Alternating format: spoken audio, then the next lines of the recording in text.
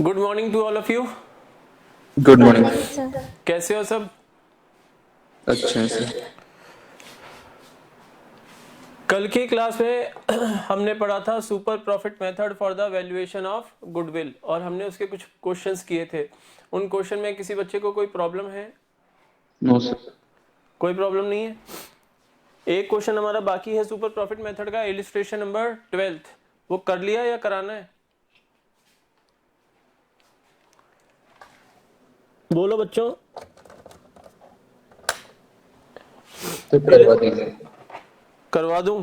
किया नहीं? No sir. चलो करवाता हूं। आ जाओ पेज नंबर 3.12 के ऊपर। इलिस्ट्रेशन हमें गिवन है 12th। हम कर रहे हैं topic valuation of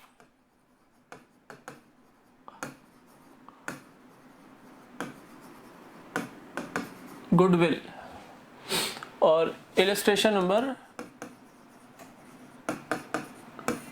12th। On 1st of April 2020, an existing firm had assets of rupees 2 lakh, including cash of rupees 4,000. Its creditors amounted to rupees 10,000 on that date.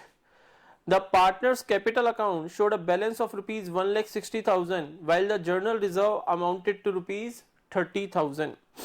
If the normal rate of return is 15% and the goodwill of the firm is valued at rupees 36,000 at 3 years purchase of super profit, find the average profit of the firm. ये question नहीं हुआ आप लोगों से या try नहीं किया आप लोगों ने? बोलो बच्चों। तो ट्राई नहीं कर। किसी बच्चे ने ट्राई किया क्या? मुस्कान? No firm sir. की असेट्स हैं 2 लाख रुपीज और इन 2 लाख रुपीज में इंक्लूडिंग कैश है। कैश इसमें इंक्लूडिंग है, इंक्लूडिंग कैश ऑफ रुपीज 4,000 इसमें कैश इंक्लूडेड है। इसके बाद अदर डिटेल्स में वो दे रहा है कि पार्टनर्स के कैपिटल अकाउंट का बैलेंस है 1,60,000 और जनरल रिजर्व है 30,000 और क्रेडिटर्स है 10,000। टोटल ऑफ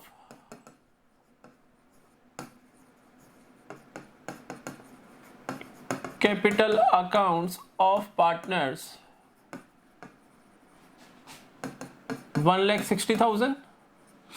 जर्नल रिजर्व कितने हैं? 30,000 और क्रेडिटर्स हैं 10,000। नेक्स्ट वो हमें बता रहा है कि एनआरआर कितना परसेंट है? 15% और वैल्यू ऑफ गुडविल है 36,000।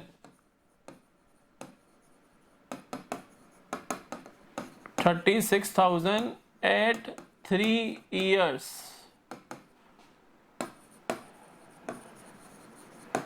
Purchase of super profit.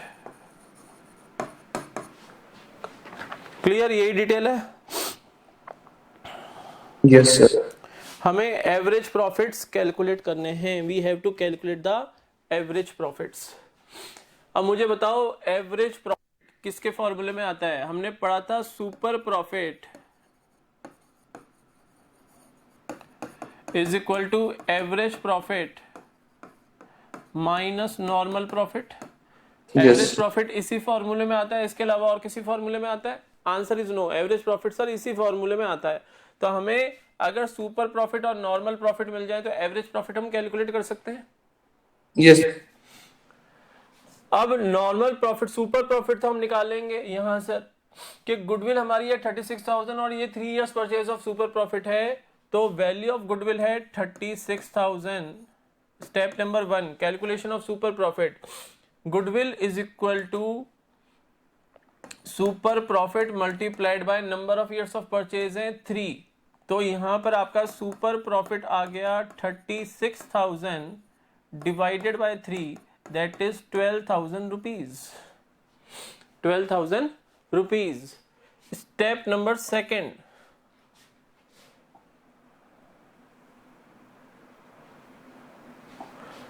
Step number second में अब हमें चाहिए नॉर्मल प्रॉफिट. सुपर प्रॉफिट तो हम कैलकुलेट कर चुके हैं, हमें चाहिए नॉर्मल प्रॉफिट. और नॉर्मल प्रॉफिट के लिए फर्स्ट ऑफ ऑल हमें पता होना चाहिए कैपिटल एम्प्लॉयड, कि what is the amount of capital employed in this partnership firm.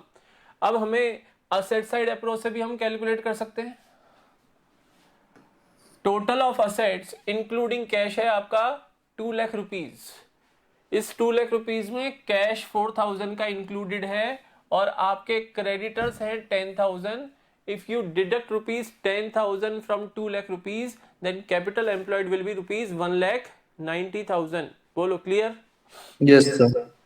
और अगर आप लाइबिलिटी साइड अप्रोच से जाते हो तो total of capital accounts of partners 1,60,000 plus general reserve 30,000. Again चाहे आप असेट साइड अप्रोच लगा लो चाहे आप लाइबिलिटी साइड अप्रोच लगा लो, capital employed will be rupees 1,90,000. और ये हमेशा होगा, चाहे आप असेट साइड अप्रोच से कैपिटल एम्प्लॉयड कैलकुलेट करो चाहे लाइबिलिटी साइड से कैलकुलेट करो, amount will remain the same of the capital employed. तो कैपिटल एम्प्लॉयड हमने कैलकुलेट कर लिया. अब नॉर्मल प्रॉफिट हमें कैलकुलेट करना है. तो capital employed 1,90,000 into normal rate of return 15%. 1,90,000 का 15% 28,500. बोलो क्लियर? Yes. नेक्स्ट है आपका स्टेप नंबर थर्ड. हमें कैलकुलेट करना है एवरेज प्रॉफिट.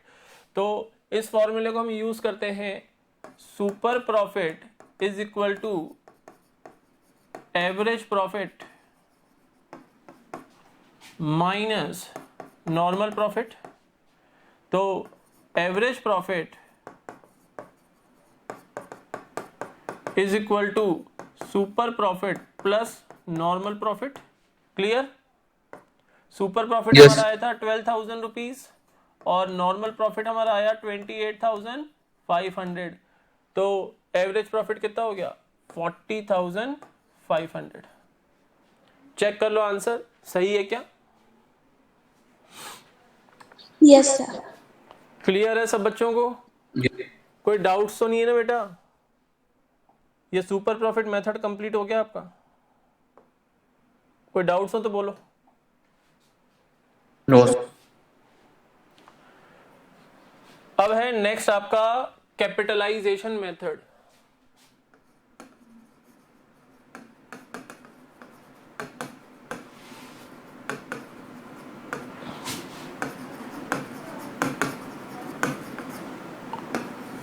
ये है आपका वैल्यूएशन ऑफ गुडविल का थर्ड मेथड, कैपिटलाइजेशन मेथड. इस मेथड में गुडविल को कैलकुलेट करने के दो तरीके हैं. There are 2 methods in this particular method. इस मेथड को हम 2 पार्ट में सब क्लासिफाई कर सकते हैं.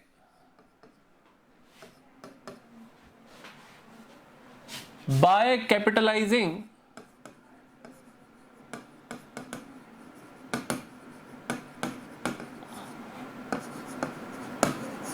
average profit and by capitalizing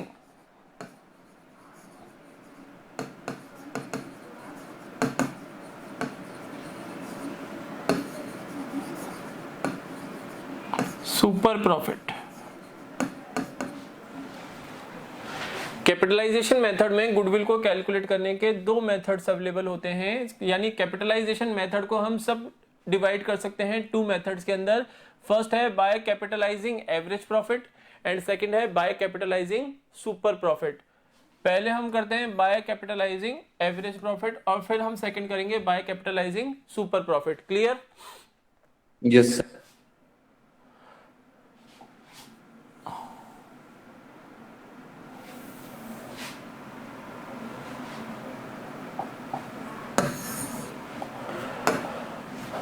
bye capitalizing average profit. देखो बच्चों, इस केस के अंदर जब हम इस मेथड को अप्लाई कर रहे हैं by capitalising the average profit यानी capitalisation of average profit method. इसको क्या बोलते हैं? Capitalisation of average profit method. इस पर्टिकुलर मेथड के अंदर क्वेश्चन में आपको एवरेज प्रॉफिट्स गिवन होंगे, average profits will be given in the question. या तो गिवन होंगे एवरेज प्रॉफिट्स, या तो गिवन होंगे या पास्ट 5 to 10 ईयर्स के आपको एवरेजेस, आपको प्रॉफिट्स एंड लॉसेस गिवन होंगे। उस बेसिस पे आप एवरेज प्रॉफिट कैलकुलेट करोगे इन द सेम वे जैसे हमने एवरेज प्रॉफिट मेथड और सुपर प्रॉफिट मेथड में एवरेज प्रॉफिट्स कैलकुलेट किए थे, याद है ना? Yes, sir. उसके बाद क्वेश्चन में अगर कैपिटल एम्प्लॉयड गिवन है डायरेक्ट तो ठीक है, और अगर कैपिटल एम्प्लॉयड डायरेक्ट गिवन नहीं है तो कैपिटल एम्प्लॉयड के मैंने तुम्हें फॉर्मूले लिखवा दिए, asset side approach and liability side approach. उसके Yes, sir. अकॉर्डिंग आप कैपिटल एम्प्लॉयड कैलकुलेट करोगे, या तो ये गिवन होगा डायरेक्ट और यू हैव टू कैलकुलेट और टू बी कैलकुलेटेड, और टू बी कैलकुलेटेड, या फिर हमें कैलकुलेट करना पड़ेगा। नॉर्मल रेट ऑफ रिटर्न आपको गिवन होगा क्वेश्चन के अंदर, तो कैपिटल जो नॉर्मल रेट ऑफ रिटर्न है इसको और एवरेज प्रॉफिट को यूज करके, normal rate of return and average profit को यूज करके हम निकालेंगे capitalised value of average profit. मान लो हमें normal rate of return given है 10%, ठीक है, और एवरेज प्रॉफिट्स हमारे आते हैं कितने? 20,000। अज्यूम कर सकते हैं Yes, हमारे sir. Normal rate of return मान लो क्वेश्चन में गिवन है 10% और एवरेज प्रॉफिट्स हमें क्वेश्चन में गिवन है 20,000, या हमने क्वेश्चन में कैलकुलेट किया है on the basis of last 5 years profits and losses. हमने लास्ट 5 इयर्स के प्रॉफिट्स एंड लॉसेस को आफ्टर मेकिंग एडजस्टमेंट्स हमने उसको 5 से डिवाइड किया, तो हमारा एवरेज प्रॉफिट आता है 20,000। मुझे बताओ 10% का मतलब क्या है कि अगर 100 रुपीज फर्म के बिजनेस में इन्वेस्ट किए जाते हैं तो नॉर्मली हमें कितना रिटर्न मिलता है? 10 रुपीज का, 10 rupees. यही मतलब है ना। यानी अगर 10 रुपीज नॉर्मल प्रॉफिट है तो capital invested, capital needed to earn this 10 rupees कितना होगा? 100 rupees. Yes, sir. If the normal profit is 10 rupees, then capital needed or required to earn this much amount of normal profit is 100. If it is 1, then capital needed 100 divided by 10. And if the average profit जो कि हम कमा रहे हैं इस business में वो है 20,000, तो हमें कितनी कैपिटल की रिक्वायरमेंट होगी? 100 डिवाइडेड बाय 10 इंटू 20,000। क्लियर? यानी Yes, sir. हमें 2 लाख रुपए की रिक्वायरमेंट होती है, 2 लाख रुपए के ऊपर हम 20,000 रुपए एवरेज प्रॉफिट कमाएंगे। Yes, sir. इस 2 लाख रुपीस को मैं बोलूंगा capital needed to earn such average profit. This 2 lakh rupees, we will say that this 2 lakh rupees is what? Capital needed to earn such average profit. Such average profit यानी 20,000, या इसको हम बोल सकते हैं capitalized value of average profit। Clear है? ये 2 lakh rupees क्या है? This is known as capitalized value of average profit. Clear? सबको Yes, समझ sir. में आया? यहां तक Yes, सबको sir. समझ में आया? अब ये काम करने के बाद once you calculate the capitalized value of average profit, now you will calculate what is the actual capital employed in our business organization। हमारी पार्टनरशिप फर्म में एक्चुअल कैपिटल एम्प्लॉयड कितनी है, तो एक्चुअल कैपिटल एम्प्लॉयड आप calculate करोगे।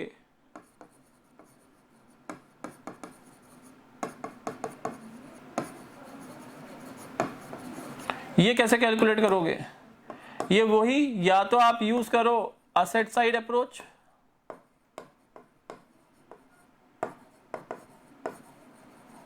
ठीक है, और या यूज करो लायबिलिटी साइड अप्रोच। भाई कैपिटल एम्प्लॉयड तो सेम उसी फॉर्मूले से कैलकुलेट करेंगे जैसे मैंने आपको सुपर प्रॉफिट मेथड में मैं सिखा चुका हूं, वो फॉर्मूला चेंज नहीं होगा, ठीक है ना। वो जो मैंने आपको इक्वेशन बताई थी, जो फॉर्मूला बताया था, वो चेंज नहीं होगा, चाहे आप असेट साइड अप्रोच से कर लो, चाहे आप लायबिलिटी साइड अप्रोच से कर लो। तो अगर आप असेट साइड अप्रोच से करते हो, ये कोई बैलेंस शीट नहीं है, बैलेंस शीट मत समझ लेना कि सर आपने लायबिलिटी साइड में असेट्स लिख दी, कोई बैलेंस शीट नहीं है ये। असेट साइड अप्रोच से अगर कैपिटल एम्प्लॉयड कैलकुलेट करते हो तो total of assets except fictitious assets, total of assets except fictitious assets.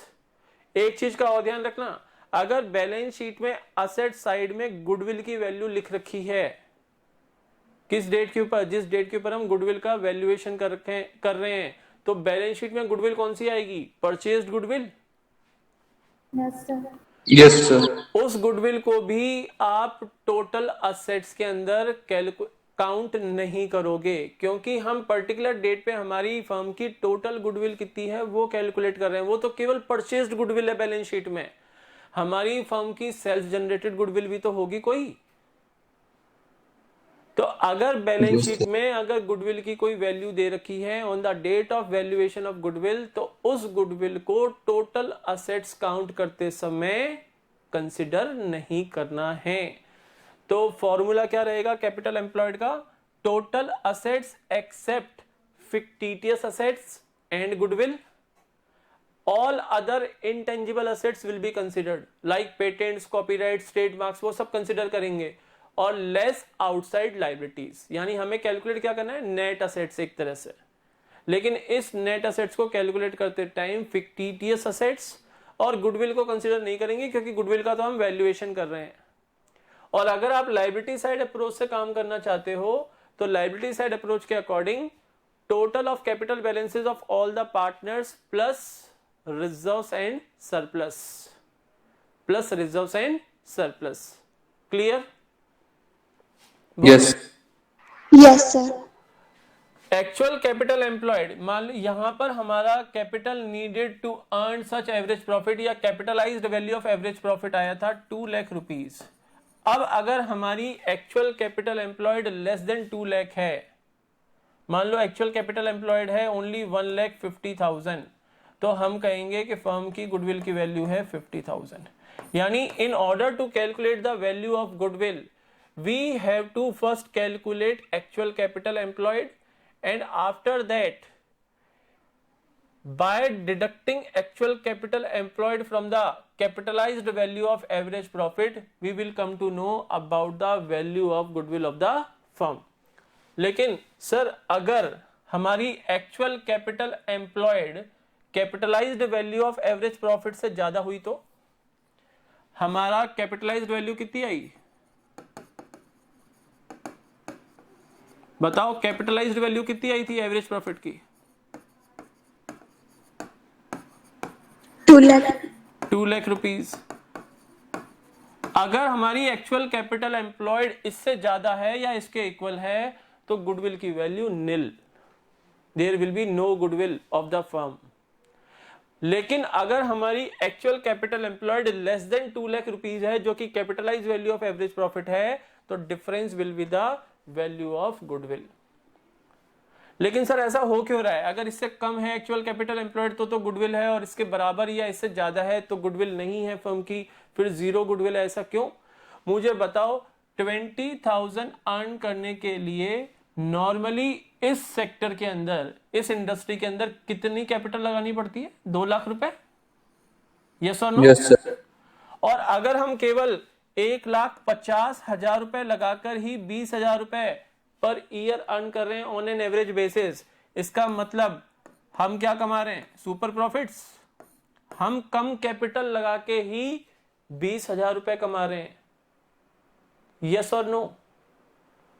भाई Yes, sir. नॉर्मली इस इंडस्ट्री में 20,000 ऑन एन एवरेज बेसिस पे अर्न करने के लिए 2 लाख रुपए लगाने पड़ते हैं, और हम केवल 1,50,000 रुपीज लगाकर ही 20,000 अर्न कर रहे हैं। यानी डिफरेंस क्या हो गया? Value of goodwill. हमारी गुडविल है तभी तो कस्टमर हमारी तरफ अट्रैक्ट हो रहा है, और तभी तो lesser amount of capital employed invest करने के बाद भी हम उतना ही प्रॉफिट कमा रहे हैं जो other firms 2 lakh rupees invest करने के बाद कमा पा रही है।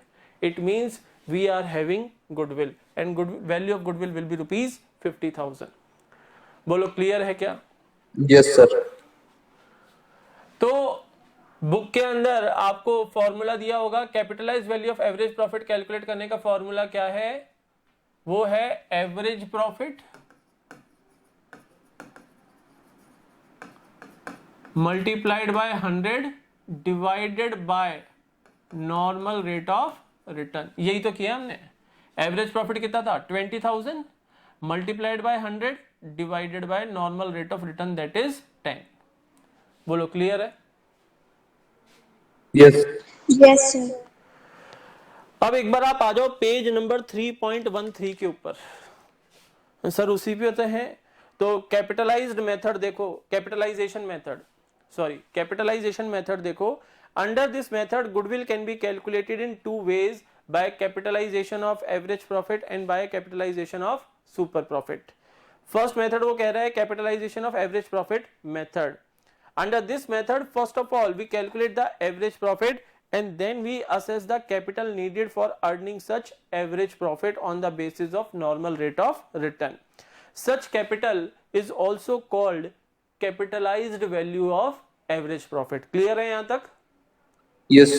उसके बाद आपको Yes. फॉर्मूला दे रखा है capitalize value of average profit is equal to average profit multiplied by 100 divided by normal rate of return.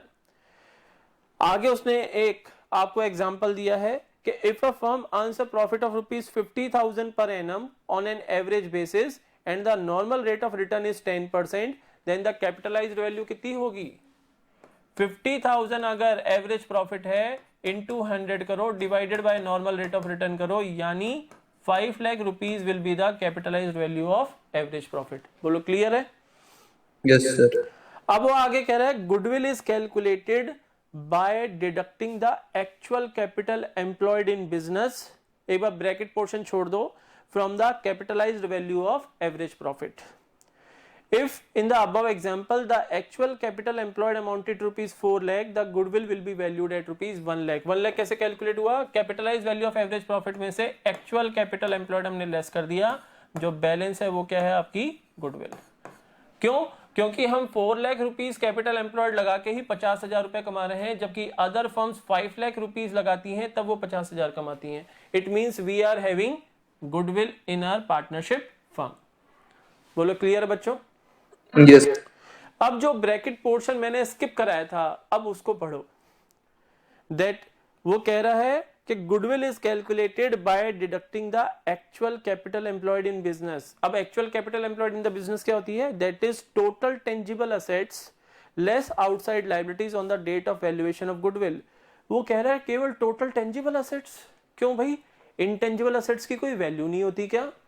Intangible assets भी कंसिडर करेंगे बट एक्सेप्ट गुडविल। गुडविल को कंसिडर नहीं करेंगे। अगर गुडविल बैलेंस शीट में दे रखी है असेट साइड में, यानी कोई परचेज गुडविल दे रखी है बैलेंस शीट में असेट साइड में, तो while calculating the value of goodwill we will not consider goodwill while calculating the total assets.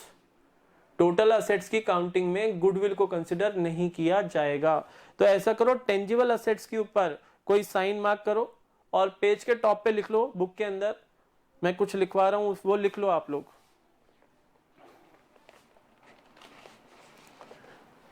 कोई स्टार मार्क कर लो या ऐसा भी कोई साइन जिससे यहां से लिंक हो जाए वो पोर्शन जो मैं आपको इस पेज के टॉप पे लिखवा रहा हूं। कर लिया? Yes, sir. लिखो पेज के टॉप पे, intangible assets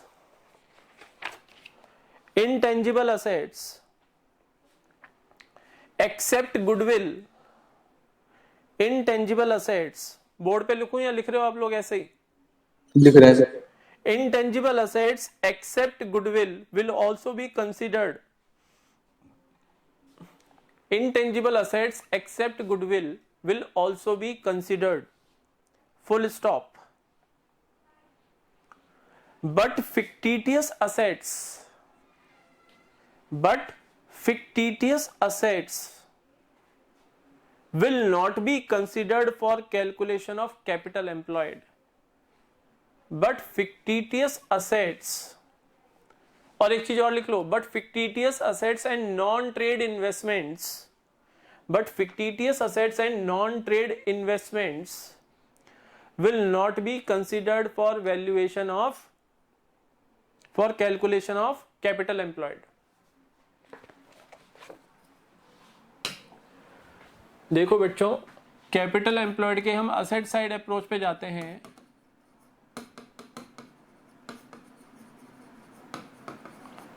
तो मैं कहता हूं आपको कि बेटा total of assets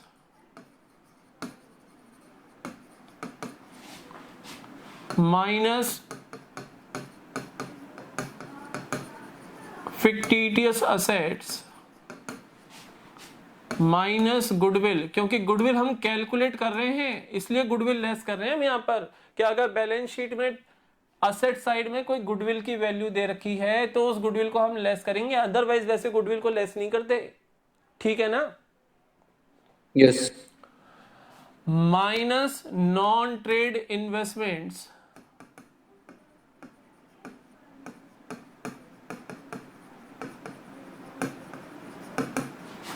and minus outside liabilities.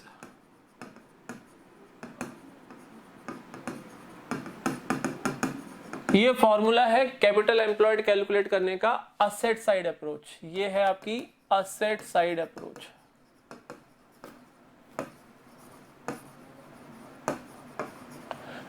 Goodwill हम तभी माइनस करेंगे जब गुडविल का वैल्यूएशन हो रहा होगा, अदरवाइज मैं इसको भी माइनस नहीं करूंगा।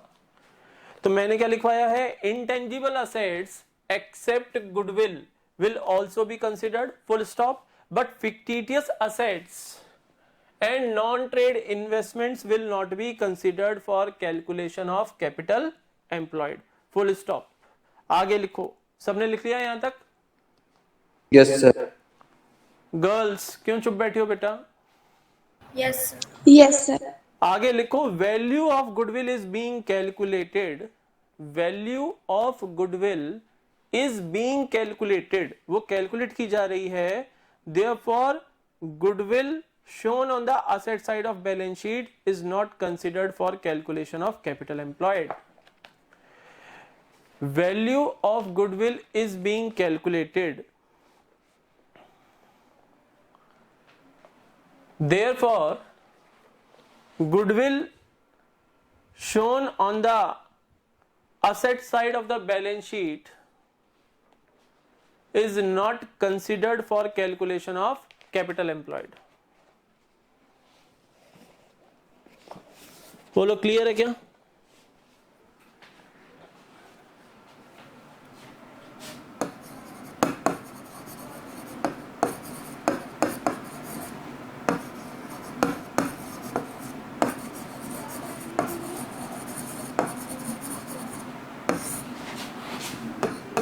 यस लायबिलिटी साइड अप्रोच के according capital employed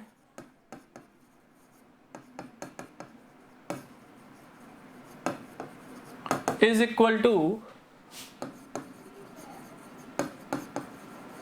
capital account balances of partners plus reserves and surplus minus accumulated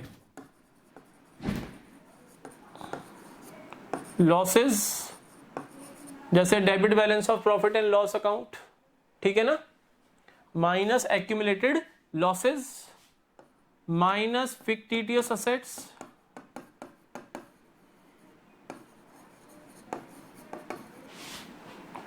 and minus non trade investments.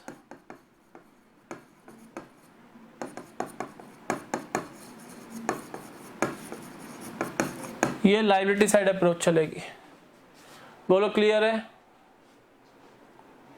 Yes simple सी बात है, मैं बैलेंस शीट बनाऊं तो यहां पर टोटल ऑफ असेट्स आएंगी, इन असेट्स में से अगर कोई गुडविल है तो उसको कंसिडर नहीं करेंगे, अगर कोई फिक्टिटियस असेट्स है उसको कंसिडर नहीं करेंगे, बाकी असेट्स का टोटल लगाएंगे और उन टोटल में से यहां पर जो आउटसाइड लायबिलिटीज हैं, आउटस्टैंडिंग नहीं है ये, आउटसाइड लायबिलिटीज हैं, उनको क्या कर देंगे, लेस कर देंगे, तो आ जाएगा आपका कैपिटल एम्प्लॉयड।